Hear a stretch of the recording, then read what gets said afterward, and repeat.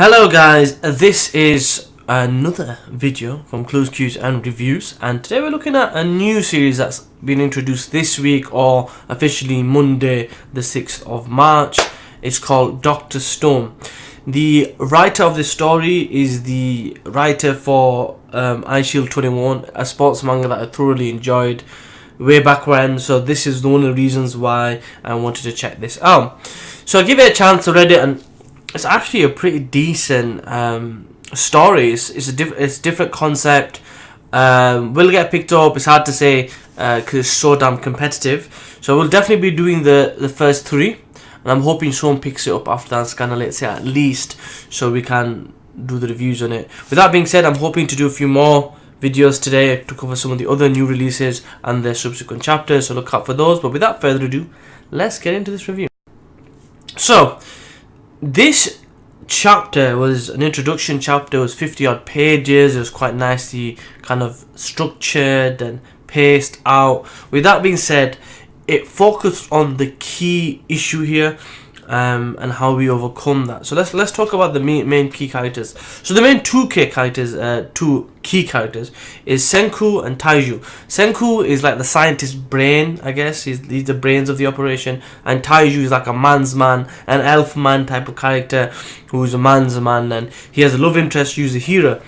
So the way this starts off, it starts off like any other kind of story. Everything's cool, they're in school, and he wants to tell this girl that for the last 5 years he's been in love with her, and he wants her to meet outside some tree. Now this tree, people, is like a romantic thing. So she's like, oh, it's like this is where people do confessions. He's like, oh crap, I'm in trouble. So just when he's about to confess his love for this girl, there's this light. It looks literally like a nuclear explosion. And everybody turns to stone there and then. The whole world turns to stone. Now, we have a little bit of a flashback and we get to see their relationship. They find earlier on a stone statue of a bird. He finds one, he takes it to the veterinarians, and she finds one and she takes it. So they have something in common. So there's that clue that potentially she would have loved him back, I guess. It's also a clue to something that's important. The birds can fly and travel, so the effect of wherever this was essentially came from a specific location before it spread. So that's going to give us a clue to how it happened, maybe how to reverse it. With that being said, then years go by, tens of years go by, hundreds of years go by, thousands of years go by, till we get to something like 5700 AD. Senku mentions exactly, I think it's 5738 AD. I did write it down actually. Yeah, it is. And basically, what happens is Senku and Taiju both survive. Now, the reasons for survival were different. The reason why Taiju survived was because he was at the moment of telling this girl he loved her, and that kept him going. It drove him that he wanted to tell her that that was going to be the case. Years went by and he was separated from her. Then when he did finally break out, he was like naked. So they did this thing where they covered him with like leaves and stuff. That was weird, but anyway, so he was naked, and then he finally meets her and she's like stone at the tree, and he goes, I've loved you for hundreds and thousands of years. And I thought, you know what, I know in the love stories they say, look, I've loved you for the longest of time, but trust me, that many thousands of years is the longest of time that I can think of. That is many lifetimes. So he's able to tell her that, but then he needs to find a way to reverse everything for it to, for him to live happily ever after. And then he sees a sign on the tree, and the sign's for him. And basically he says, come down river. And it's basically Senku's also survived for a different reason.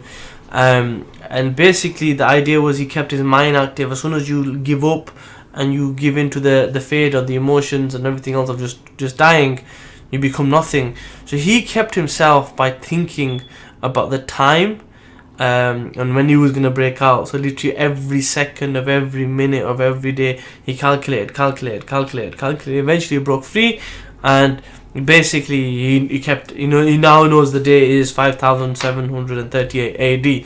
So it's been that many thousands of years. He woke up, I think, about half a year before Taiju, so he was waiting for him to come. And it is like kind of like an Adam and Eve, or would you say Adam and Steve? But basically they're the two people that are going to rebuild civilization so many years ago, so many years after everything got destroyed like many years ago. It is weird because it's like there's a few concepts of stories and TVs that have been using this whole we return to Earth after so many years. It is based on that, so we've got this whole after Earth, the 100 type of thing where something happens and they return to Earth after such a long time. Now, are these the only 2 people that have survived? We don't know yet because it's the first chapter, but it is interesting.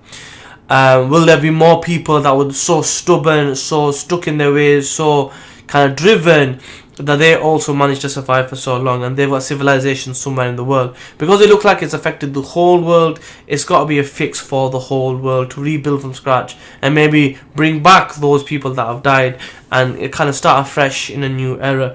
But it's a really interesting concept. I love to see where they're going to go with this. It's only the first chapter. As the next few weeks come, we'll get 2 and 3, and hopefully we'll see what gets picked up and what's not. At the moment, I think some scanlators have picked up We Can't Study. I'm not sure what's going on with U19 because the 4th chapter would have come out this week or Monday. So we'll see what happens with that. I will do a review on chapter 3 for that. And I know I will do a review for Prince Boro chapter 2 and 3. Chapter 2 came out last week. I was ill, I couldn't do it. Chapter 3 is coming out this week.